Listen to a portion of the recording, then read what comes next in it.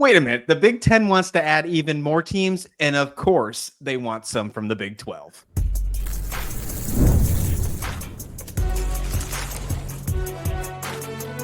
You are Locked On College Crossover, part of the Locked On Podcast Network.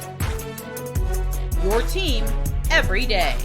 Yes, welcome on into this Locked On College Crossover, Locked On Cougs, Locked On Kansas State. Christian Rao, Parker Ainsworth here, breaking down some Big 12 coverage, breaking down Kansas State, and of course, Houston Cougars. Week 1 is here, and now Houston gets to be in action this week, so we're going to discuss that on this show. We finally get to join the party. Hopefully you don't go 0-1 like we did in week 0 against Dublin. We've got a lot to talk about in this episode because, hey, we're going to start off with this just being a small segment and just kind of talking about Houston and the games on Thursday. We're going to get to that, but some fun news, dare I say fun news, popped out on Wednesday afternoon, and this was about the Big Ten, shocker, wants to add more teams by 2030, and it sounds like they want to get some from the Big 12, and we want to discuss how that makes a direct impact to both Houston, Kansas State, and the rest of the Big 12 conference.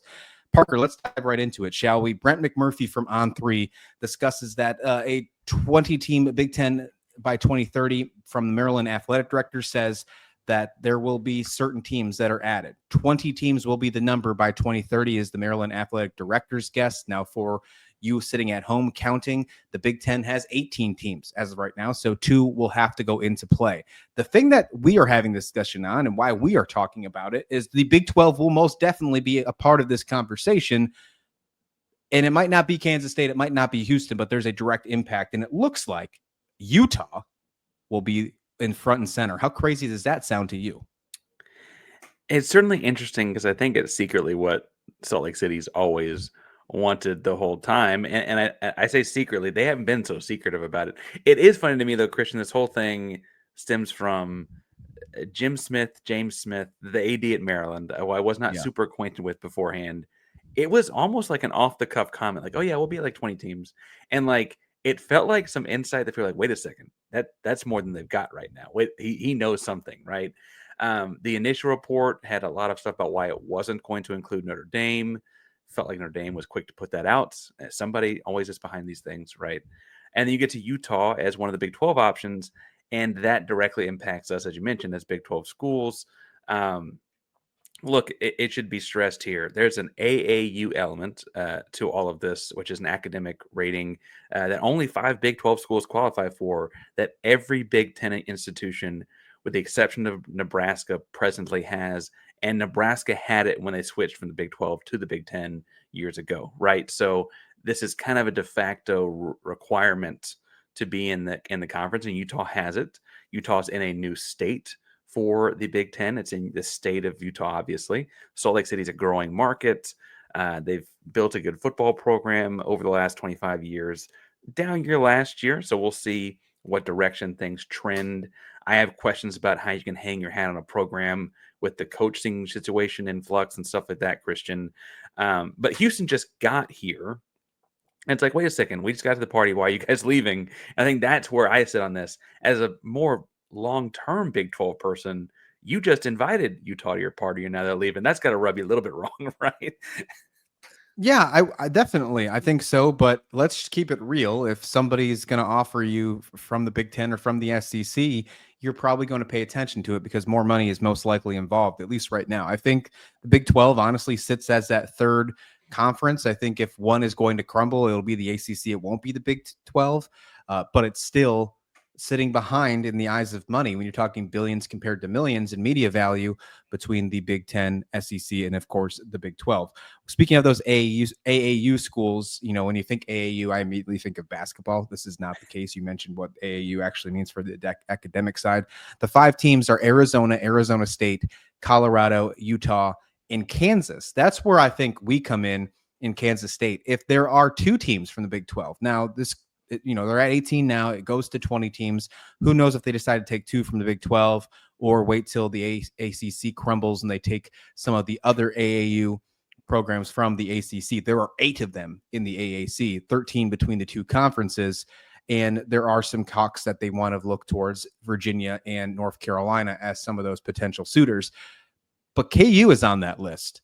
And with them just getting a brand new stadium, with their basketball program obviously being considered a blue blood, with their football stadium getting that huge stadium, as I just mentioned, and that program is going on the up and up, that's an interesting candidate for the Big Ten to maybe consider. They don't have too much presence in the Midwest. That's why they're probably looking at Utah as well.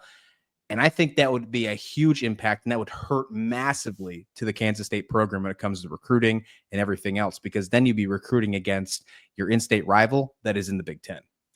It would feel like the Iowa State-Iowa thing, frankly, and not to like bring up the Farmageddon that we no longer call Farmageddon connection, but I do think though that it's an interesting comparison because it'd be recruiting against your in-state competitor in terms of football. Honestly, Houston's a very strong basketball school and program basketball history. Coming into the Big 12, Kansas was kind of a thing you were looking forward to as a Houston basketball fan. I don't want to write that off. The SEC has found luck in basketball. Brett Yormark has talked about how you could separate TV contracts, and basketball is a big deal of the future.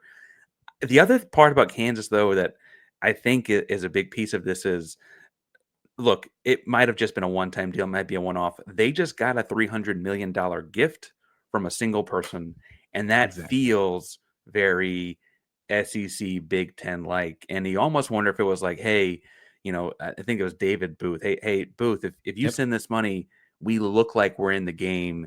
That takes care of more or less like almost directly their revenue share for the next 10 years as far as paying players with it. Like that really changes the dynamics of how they look at money at that school.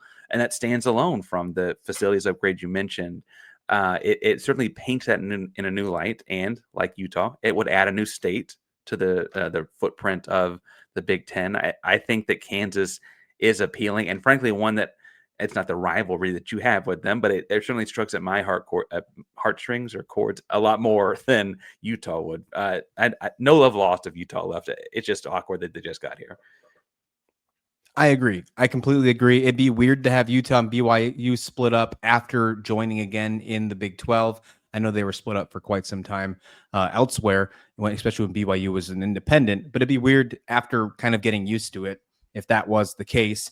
To me, it always seems weird when you think of Utah. You don't think of them being a top program in the Big 12. It's just because they're so new to it, but because they have that AAU feel, because they do have the location of Salt Lake City, it's an enticing spot for the Big Ten.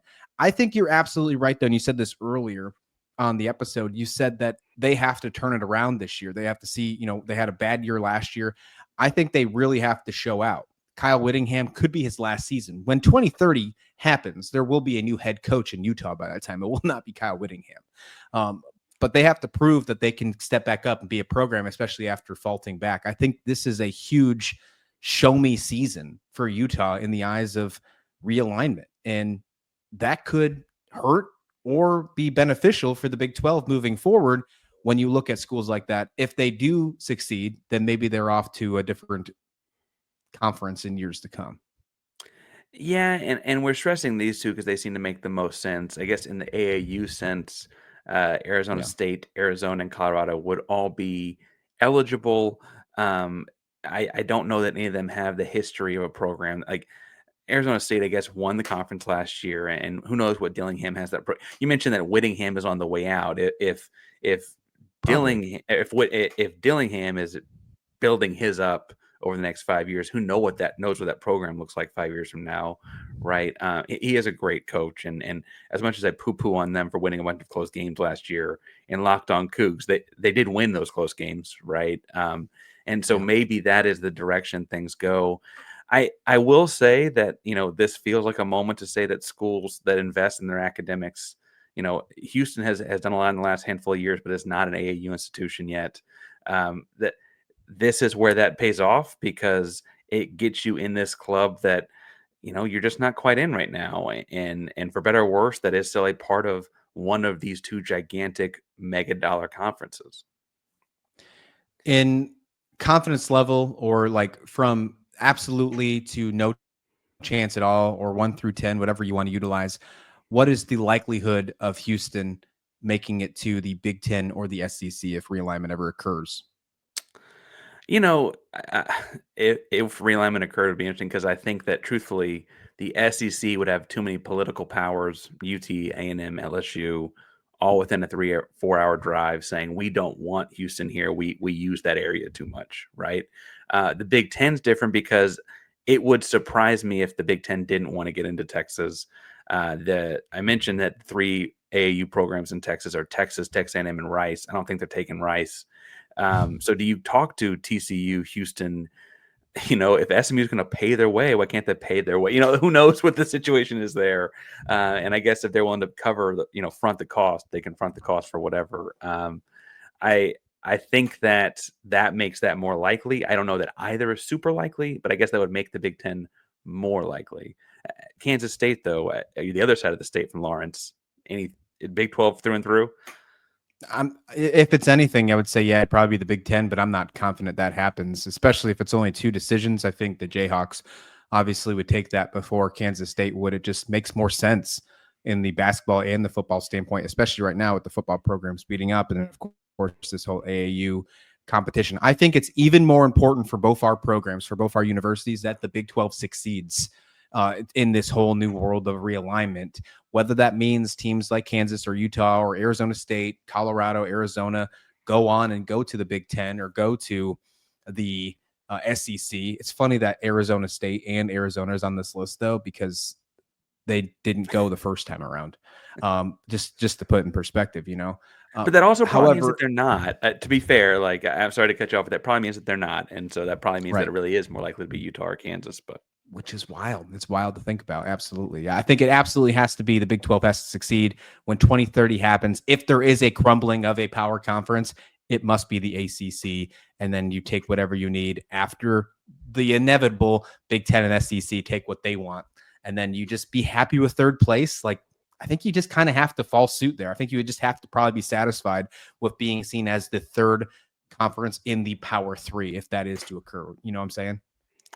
yeah, and eventually you start to build your way up to make that a more equitable, equilateral triangle kind of situation. But I think you just would have the work to do in front of you at that point. Yeah. All right. Next up, let's talk the Houston Cougars. They get to finally play. Tonight is week 1 for Houston. Let's talk about them because I think they have a huge season to turn it around. We'll talk that next on this Locked On College Crossover. But first, Parker, I want to tell you about today's sponsor, and that's Upside.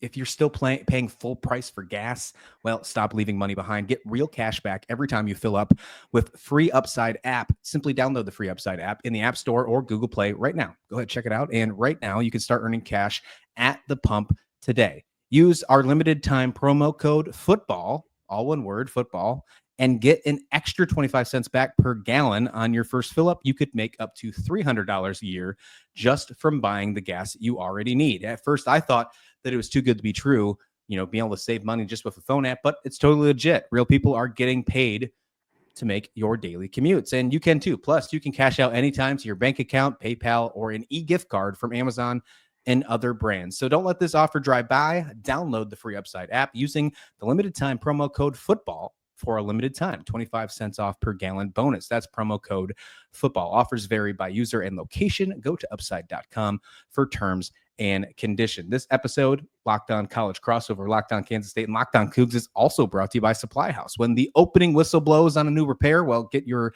crew moving forward with Supply House. Order today and see parts on your doorstep tomorrow. 280,000 plus plumbing, HVAC, and electrical items from your most trusted brands in business. If you need a part fast for a project, Supply House has got you covered. Next day delivery. Talk about a game changer, Parker. Join the free Trade Master program today and score serious perks like priority shipping, lowest prices, and a dedicated support line. So visit supplyhouse.com, sign up for free, use promo code SHCollege5, that's the number 5, for 5% off your first order. That's supplyhouse.com. Real people, real service. The Houston Cougars had a decent season last year, I think you could say. You might think it's not good enough. They beat Kansas State, so I can't say it was a downfall year. You took the wheels off Kansas State. However, you're going into week 1, and I think you have a lot to prove. We were talking mightily, way too much about Utah in the first segment. Everybody's talking about Utah for this season as being one of the most hyped teams in the Big 12. But there's a good reason why it might need to be the Houston Cougars. They start off week 1 in a what should be an easy matchup for them on Thursday night. And I think that they should be able to obviously get it done against Stephen F. Austin at home in Houston. Why should the Houston Cougars be looked at one of the teams that should be hyped in the Big 12 this season? I think it's a combination of a lot of things. I think a lot of people look at 2, 4, and 8 years in a row and think like, okay, they're kind of in the dumps right now. And there's just been in the current era of college football, rosters turn over so much. Willie Fritz is hired in the winter of 20. What is that? 3-4 after they fired Holgerson. And he since then has added like 73 players on the current roster are Fritz guys. The roster's really turned around where he flipped into more of his culture. We've seen him build winning programs at a national championship caliber level at every division he's been at. He got to Tulane, and I know that people think of Tulane as one way. Now I'm telling you, like in the South, if you're not a Southern person, Tulane was a laughingstock of a program. He got them to Cotton Bowls, beating off Power 4 teams. I mean, really built that program up, and now is at Houston doing it at the Power 4 level. Big culture guy, and really has his guys in place. Obviously, a lot of that revolves around the idea of a healthy quarterback, and they have a quarterback that was highly touted out of high school in Connor Wegman. You know, if you don't know the name, 5-star kid, top 2 kid in the class, top 2 quarterback in the class coming out of high school, had some injury problems and tried to play through them and did not play well through them at A&M. I think he would tell you that himself if you asked him, and is getting a fresh start returning to his hometown of Houston to play for the Cougs. Really, really favorable schedule too. We're going to talk about Stephen F. Austin in a second, but I think things are shaping up where, I mean, you mentioned Houston beat Kansas State last year. Fritz is always good for a win or two. He's not, air quotes, supposed to get. And now they've got a lot more on the schedule that they might be supposed to get, right? So I think that shapes towards a lot of good things. We'll talk about tight ends and defense players and stuff like that too. But at the surface level, 350,000 feet or whatever, I think that is that's why people are so positive in Houston right now. Yeah, Koziel. Is that how you say his last name, the tight end? Tanner Koziel. He's Koziel. He's listed everywhere between 6'6" and 6'7", 250 pounds. Highly coveted tight end. Initially went from Ball State to Wisconsin, and the offense wasn't quite his jam when he got there, and ended coming to Houston after a short stint, like a couple months of stint there. Caught 94 balls as a tight end last year, and would probably be a pro if he'd played at a bigger program. And is looking to be that safety blanket, the gigantic 6'7", 250-pound safety blanket for Connor Wegman this year. It's going to be a different looking tight end room for sure. Yeah, everywhere I look, where it's PFF or ESPN mock draft, something like that, they either have him as the second or third tight end in those mock drafts going into the draft next season. Tell me about Stephen F. Austin. What is something that might make you nervous this game? Is there a way that a shock factor could happen at the TDECU's stadium in Houston on Thursday night? I want to get your thoughts on that before I get your questions on the schedule, because I got a lot of thoughts on your schedule. Well, I think that Stephen F. Austin is a team that, so I should mention they had the number 1 offense in FCS last year before their quarterback hurt their own quarterback injury problems, right? The kid started off at Oregon State, ended up at Boise, and then Montana, has kind of worked his way down to the FCS level in Vidlac. Their receiver, they have an All-American receiver that is going to try, get a shot at the pros. It looks like he might not be a drafted guy, but a guy that will get a shot after a senior season this year. So they got good offense. They have good offense, and that'll be challenging, obviously. But you look at last year, their down game in every category is when they played North Texas, which was their highest touted opponent a season ago in terms of FBS schools and things like that. And so I do think that Houston should have a good showing. I will say, and I say this on my own show, so I echo it here. A lot of people look at these FCS games as games that just have no win. You either show up and show out, and I'm like, of course you did, or you don't, and people question you. I kind of feel like Houston's not in that situation because of how bad the offense has been the last couple of years. Like, putting some points on the board is going to feel good.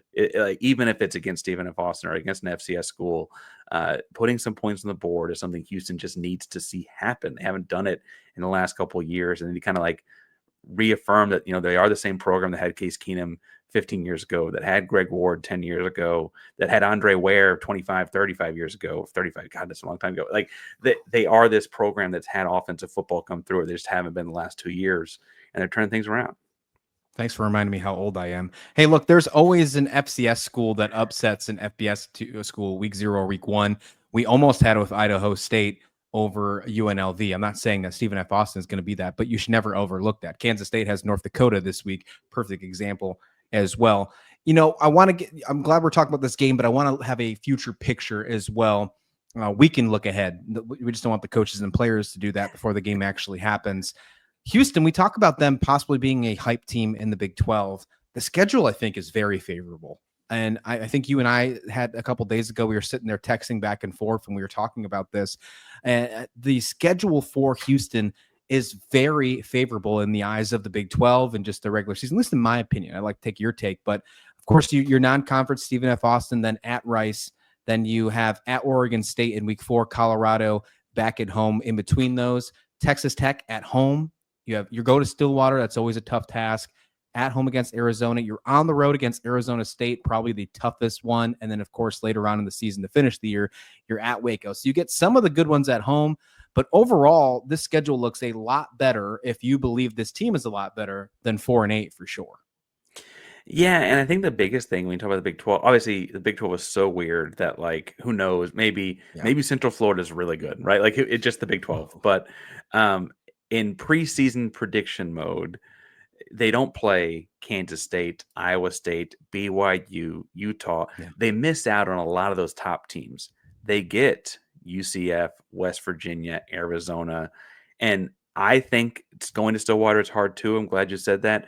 Oklahoma State was really down last year. And by midseason, you could be talking about, is Gundy out?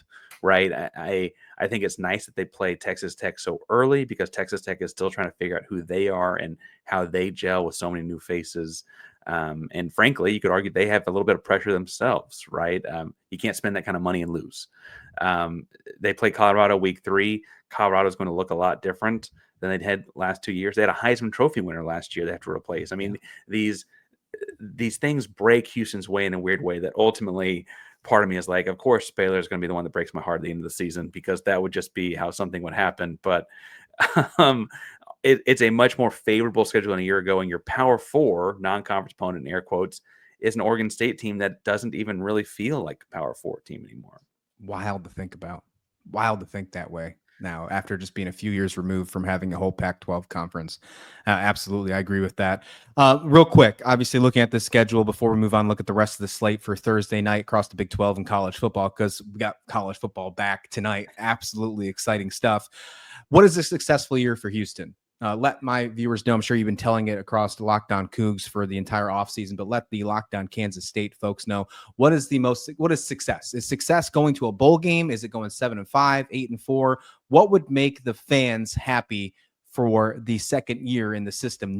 Also knowing, because I know this, that you got a great recruiting class coming up on the side. Yeah, I think that recruiting class is going to be the ultimate Band-Aid for whatever happens. I do think people expect a bowl game, so I think that like 6-6, it will be like a sigh of relief, kind of breathe at the end of the season, as opposed to where we were optimistically hoping for that last year. Just again, because the schedule does break our way in a lot of different ways. You get through the season, everyone is relatively healthy and things like that. I think people want to see 7-5 and get above 500. I guess if you want 6-6 and won your bowl game, you technically would be, but it wouldn't feel quite the same as 7-5. I look at the schedule and I really do see 8-4. I think people often say I'm too optimistic, but even if you call the ranked teams on here losses and you say one weird one happens, that's only 3, and I think that's okay. That's leaving some wiggle room even at 8-4. So I tend to go 8-4, but I think just being above 500 be a lot for a lot of people. 7 p.m. Central Time is when Stephen F. Austin and Houston will take on each other tonight. You can find that one on ESPN Plus. Should be a good one. We'll see what Houston can do. Let's dig into the rest of the slate across the Big 12 because they're not the only ones starting their season tonight for the conference. And then there's also a couple other games that we can discuss too if we have time. Let's do that next on this Locked On College Crossover. You mentioned that college football starts back tonight. College football is back. We could not be more excited. Tailgates, rivalries, energy and stands. There's just not much like college football. It's just its own unique, different thing.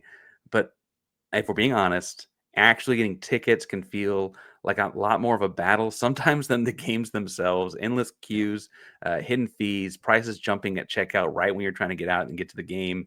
That's why Christian and I both use Game Time. Everyone at Locked On is Game Time, folks, because that app gives you the advantage as a fan. It's the easiest way to score last-minute tickets at the best prices, no surprise fees.